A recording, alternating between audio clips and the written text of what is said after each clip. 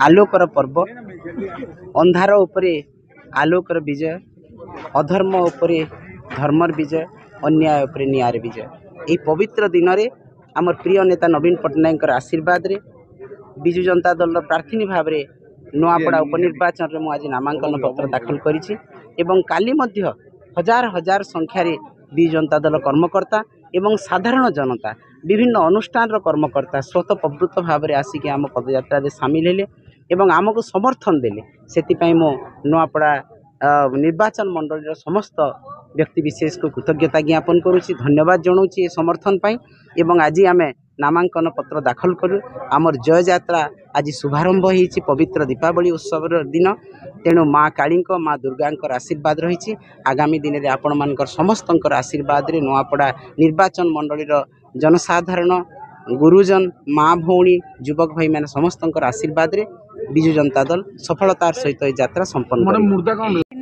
स्नेहागिनी छुरिया प्रार्थीपत्र दाखल करिसंती तेणु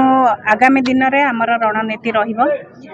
आपण समस्ते जानिसंती जे नुआपड़ा को स्वर्गत बिजू बाबू नुआपड़ा को पंचायत रु जिला करथिले तापर 24 वर्ष शासन भितर नवीन बाबू नुआपड़ार विभिन्न क्षेत्र में उन्नति करिछन विशेष करी आमर चाषी कूल लगी हजार हजार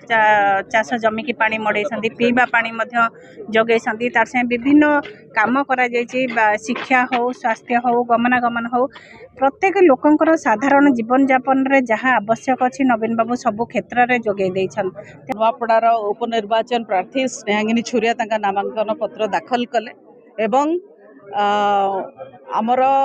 100% विजु जनता दल जितबो एथर कौनसी दुईमत नाही या पछर बड़ कारण हैला जे नवीन बाबूंकर दीर्घ 24 वर्षर जो विकास रेकर्ड रही डेवलपमेंट कहिले नवीन पट्टनायक एवं एटी राजू भाई ढोलाकिया जी आमर विजु जनता दलर विधायक एवं मंत्री थिले तांकर जो भल काम रही लोके